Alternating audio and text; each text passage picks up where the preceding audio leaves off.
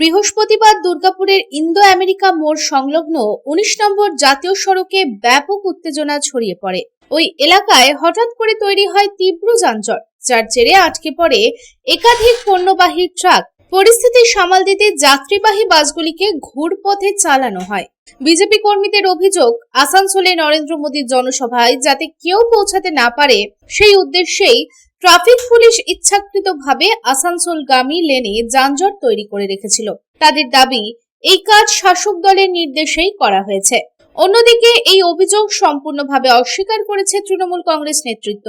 তাদের দাবি, বিজেপি দিশাহীন হয়ে পড়েছে এবং সম্ভাব্য পরাজয় বুঝতে পেরেই এই ধরনের নাটক করছে। এদিকে আসানসোলে প্রধানমন্ত্রীর সভায় যোগ দিতে যাওয়া বিজেপি কর্মীদের বাস ওই যানজটে আটকে পড়তেই ক্ষোভ ছড়িয়ে পড়ে। এরপরই বিজেপি কর্মী সমর্থকেরা ট্রাফিক পুলিশকে ঘিরে বিক্ষোভ দেখাতে শুরু করেন। প্রায় আধ ঘন্টা বিক্ষোভ ও যানজটের পর পরিস্থিতি স্বাভাবিক হয় এবং ইন্দো আমেরিকা মোড় সংলগ্ন ১৯ নম্বর জাতীয় সড়কের আসানসোলগামী লেনে যান চলাচল ফের স্বাভাবিক হয়ে আসে। এদিন এই প্রসঙ্গে বিজেপি কর্মী শুভাশিস মুখার্জি জানান, গ্রামীণ অঞ্চলের গাড়িগুলি বেরিয়ে আসতে পারছে না, গাড়ি আটকানো হচ্ছে। কয়েকদিন পর বিজেপি সরকার হবে এবং এর বিরুদ্ধে ব্যবস্থা করব।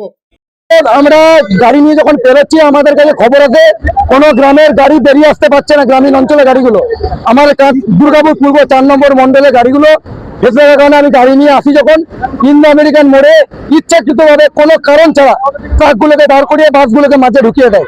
আমরা ওইখানে সিভিককে জিজ্ঞেস করি, বললো অফিসার আসতেছে। অফিসারের কাছে এলাম, অফিসারের কাছে কোনো উত্তর নেই। অফিসার ইচ্ছাকৃতভাবে মমতা ব্যানার্জির মদতে চাইছে। এখনো পর্যন্ত তৃণমূলের দালালি করছে এই অপদার্থ পুলিশ। আর কয়েকদিন পর বিজেপি সরকার হবে আর এই পুলিশদের বিরুদ্ধে আমরা ব্যবস্থা গ্রহণ করবো, এটুকু বলতে পারি। আমরা এখন জিটি রোডে এই গাড়িগুলোকে আমরা এখন ক্লিয়ার করানোর ব্যবস্থা করছি। অন্যদিকে এই প্রসঙ্গে আরেক বিজেপি কর্মী কি বলছেন শুনে নিন। প্রধানমন্ত্রী নামবে, তার জন্য গাড়ি আটকানো আছে। কোথায় নামবে? এয়ারপোর্টে উনি নামবেন কখন? দুটোই। আর এখন দিয়ে গাড়ি অফ করে রেখেছে কিসের জন্য? যাতে ভিড় না হয়। ভিড় আটকাতে পারবে না, প্রধানমন্ত্রীর ভিড় আটকাতে পারবে না। মোদি দিদি ভয় খেয়ে গেছে, দিদি ভয়ে এইসব করছে, পুলিশকে দিয়ে করাচ্ছে। অপরদিকে এই প্রসঙ্গে তৃণমূল নেতা উজ্জ্বল চ্যাটার্জি জানান, বর্তমানে পুলিশ নির্বাচন কমিশনের আন্ডারে। তাদের কিছু বলার থাকলে নির্বাচন কমিশনকে বলুক। এটা তো একদম ফালতু কথাবার্তা, কারণ বর্তমানে পুলিশ পুরোপুরি নির্বাচন কমিশনের আন্ডারে। এখন দেশে আমাদের পশ্চিম বাংলায় বা যে কোনো রাজ্যে যেখানে ভোট হচ্ছে, সেখানে কিন্তু পুলিশ বা কোনো অ্যাডমিনিস্ট্রেশন আর রাজ্য সরকার বলে কিছু আন্ডারে নেই। এটা সম্পূর্ণ নির্বাচন কমিশনের আন্ডারে আছে। ওদের যদি কিছু বলার থাকে নির্বাচন কমিশনকে বলুক।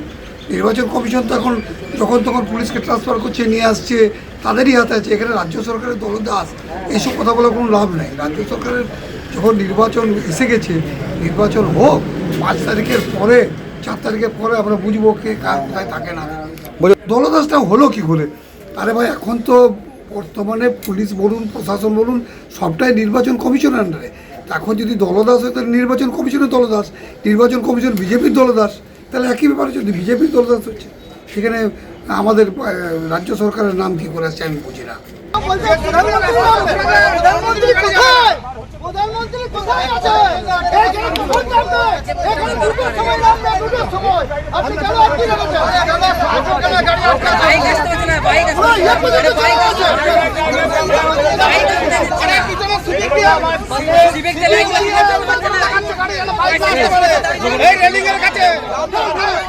দুর্গাপুর থেকে সাধু রুজের report, public times. I am Dr. Radha Krishna. I am a gastroenterologist and a liver specialist. So I do visit Durgapur once a month. I stay here for 2 days. So we do different types of procedures pertaining to gastroenterology and liver. So we have a range of evaluations that we do here. We do the routine endoscopy, colonoscopy. Starting from there, we have advanced technologies like nasal endoscopy, liver fibroscan, capsule endoscopy.